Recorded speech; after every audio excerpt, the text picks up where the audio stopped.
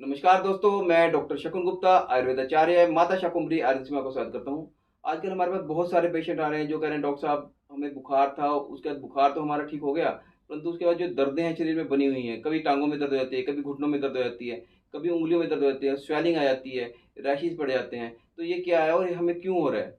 तो आज हम इसी के बारे में बात करें। ये क्या है? ये पोस्ट वायरल आर्थराइटिस है, जो वायरल फीवर के बाद होती है। ये 2 प्रकार से हो सकती है।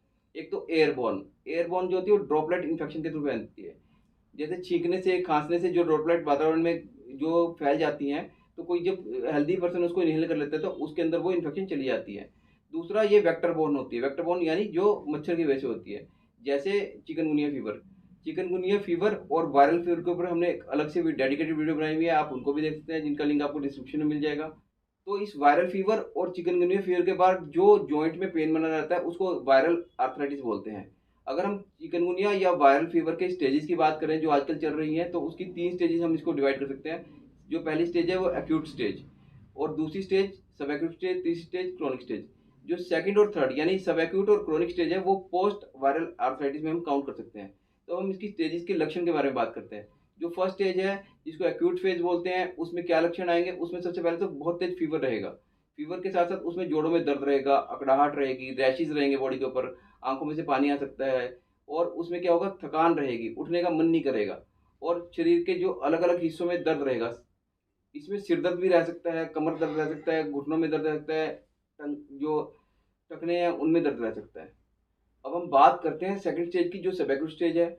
ये स्टेज जो फीवर सबसाइड होने के बाद की जो स्टेज है उसको सब एक्यूट स्टेज बोलते हैं। सब एक्यूट स्टेज में क्या होता है कि बुखार तो नहीं होता, परंतु शरीर में टूटन रहती है, थकावट रहती है, उठने का मन नहीं करता, जॉइंट्स में पेन रहता है, सिमेट्रिकल जॉइंट्स में पेन होने लगा, यानी इस हाथ में पेन होगा, इस उंगली में भी दर्द होगा तो उसके दूसरे हाथ वाली उसी उंगली में भी दर्द होगा।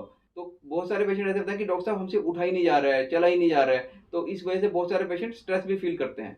और अब हम बात करते हैं थर्ड स्टेज की यानी क्रोनिक स्टेज की।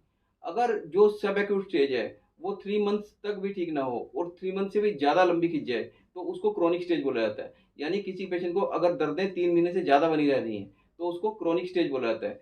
अगर किसी पेशेंट का ट्रीटमेंट सब एक्यूट स्टेज में अच्छे तरीके से नहीं हुआ, तो वो क्रोनिक स्टेज में कन्वर्ट हो जाती है। और अगर क्रोनिक स्टेज में कन्वर्ट हो गई, तो ये महीनों से लेके सालों तक भी चल सकता है पेन। तो ये था सभी इसकी स्टेजेस के बारे में। और बहुत सारे पेशेंट ऐसे होते हैं जिनको गठिया है, किसी को डायबिटीज़ है या हार्ट प्रॉब्लम है या फिर किसी को और कोई क्रोनिक डिजीज़ है, तो उनमें इस डिजीज़ के सिम्पटम बहुत ज़्यादा प्रोड्यूस होते हैं। तो अब हम बात करते हैं इसके कारण के बारे में, ये होती क्यों है? जैसे ही बॉडी के अंदर कोई वायरस एंटर किया, ये वायरस यानी चाहे वो चिकनगुनिया का वायरस है, चाहे वो वायरल इन्फेक्शन की वजह से है। जैसे ही वो बॉडी के अंदर एंटर किया तो उसके अगेंस्ट एंटीबॉडीज़ प्रोड्यूस होती हैं। एंटीबॉडीज़ वो होती हैं जो बॉडी का डिफेंस मैकेनिज़्म है, जो बॉडी को प्रोटेक्ट करने के लिए होती हैं। जब एंटीजन यानी वायरस और एंटीबॉडीज़ की फाइट होती है, जब वो आपस में जब लड़ते हैं तो उस टाइम पे टॉक्सिन प्रोड्यूस होते हैं। और वो टॉक्सिन मतलब एक गंदे विजातीय पदार्थ प्रोड्यूस होते हैं। और जो वो टॉक्सिन्स जब बॉडी के अंदर घूमते रहते हैं, सर्कुलेट करते रहते हैं बॉडी के अंदर, तो कहीं न कहीं जाके जो जॉइंट्स हैं और जॉइंट्स के अंदर की जो झिल्ली है जिसको साइनोवियल मेम्ब्रेन बोलते हैं, और उसको अटैक करते हैं और उसमें सोजिश पैदा कर देते हैं। जब उसमें सोजिश आ जाती है तो उसके से क्या होता है कि जॉइंट में इन्फ्लेमेशन होती है, जॉइंट में स्वेलिंग आ जाती है, जॉइंट सूज जाते हैं, उनकी मूवमेंट्स प्रॉपर नहीं हो पाती और उनमें दर्द भी होता है। तो ये था सभी इसके कारण के बारे में। तो अब हम बात करते हैं डू एंड डोंट्स की, इसमें क्या करना चाहिए और क्या नहीं करना चाहिए। जैसे कि ये वातज व्याधि है, वातज यानी जिसमें वात का प्रकोप ज़्यादा हो रहा है, तो इसमें हमें निदान परिवर्जन यानी जो वात प्रकोपक आहार विहार है, जो वात को बढ़ाने वाली चीज़ें हैं, उनका कम से कम सेवन करना चाहिए। यानी जैसे जो वात का जो खाना है, वात को प्रकोपित करने वाला खाना, जैसे दही, चावल, उड़द, राजमा, इन चीज़ों का कम से कम प्रयोग करना चाहिए। दूसरा, इसमें प्लेंटी ऑफ फ्लूइड्स लेने चाहिए, मतलब फ्लूइड्स बहुत अच्छी मात्रा में अंदर इनटेक करना चाहिए। यानी ज़्यादा से ज़्यादा जो लिक्विड डाइट है उसका सेवन करना चाहिए। जैसे जूस हो गया, कीवी हो गई, जूसी फ्रूट्स हो गए, संतरा हो गया, मौसमी हो गई, इन चीज़ों का सेवन ज़्यादा से ज़्यादा करना चाहिए। तीसरा, इसमें बहुत ज़्यादा अग्रेसिव एक्सरसाइज नहीं करनी है। कोई भी ऐसी एक्सरसाइज नहीं करनी है कि जिसमें बहुत ज़्यादा एक्सर्शन हो। और परंतु ऐसा भी नहीं करना है कि बिल्कुल भी एक्सरसाइज नहीं करनी है। इसमें लाइट एक्सरसाइज करनी है, जो बिल्कुल हल्की-हल्की एक्सरसाइज है, जैसे वॉक कर ली थोड़ी देर। अगर हम थोड़ी भी एक्सरसाइज नहीं करेंगे तो क्या होगा कि थोड़ी देर में जो जॉइंट्स हैं वो बहुत ज़्यादा जकड़ जाएँगे और उसमें दिक्कत ज़्यादा बढ़ जाएगी। इसलिए हल्की एक्सरसाइज ज़रूर करनी है। और इसमें प्राणायाम, इसमें अनुलोम-विलोम और कपालभाति प्राणायाम ज़रूर करना है। 5 मिनट अनुलोम-विलोम और 5 मिनट कपालभाति प्राणायाम करने से इसमें जो अंदर ब्लड का सर्कुलेशन है इम्प्रूव होता है और जो टॉक्सिन्स है बॉडी से फ्लश आउट होते हैं। और इसमें जो खाने वाली चीज़ें हैं, इसमें हल्का खाना खाना है, जो जल्दी से पचने वाला भोजन है, जैसे घिया हो गई, तोरी हो गई, टिंडे हो गए, इनका सेवन भरपूर मात्रा में करना है।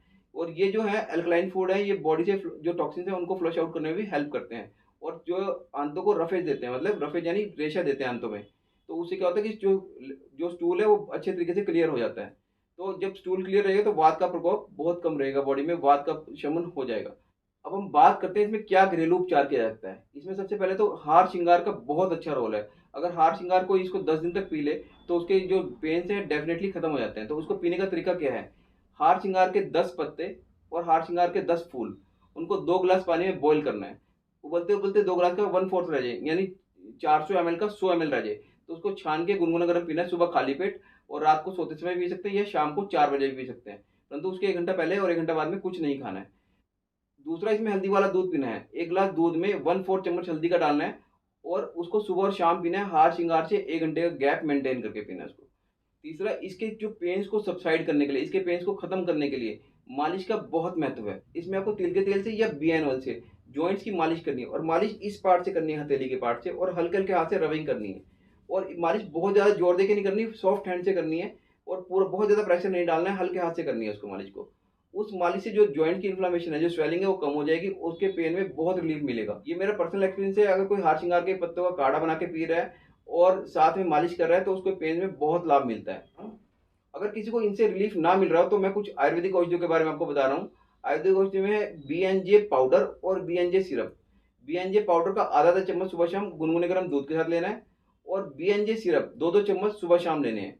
अगर कोई इनका सेवन करता है तो उसको डेफिनेटली रिलीफ मिलता है। हमारे पास बहुत सारे पेशेंट ऐसे आते हैं जिनको हम ये दे रहे हैं और उनको बहुत रिलीफ मिल रहा है। अगर आपको भी कोई कॉम्प्लिकेशन आ रही है, कोई दिक्कत लग रही है, कोई दिक्कत महसूस कर रहे हैं, तो आप हमसे संपर्क कर सकते हैं। आप पर्सनली क्लिनिक पे भी आ सकते हैं और नीचे ये नंबर पे संपर्क भी कर सकते हैं। उम्मीद है आपको ये वीडियो हेल्पफुल लगी। अगर आपको ये हेल्पफुल लगी, इसे लाइक करें, शेयर करें। आयुर्वेद, हेल्थ और मेडिकल से रिलेटेड ऑथेंटिक जानकारी के लिए हमारा यूट्यूब चैनल माता शाकुंभरी आयुर्वेदिक जरूर सब्सक्राइब करें। धन्यवाद।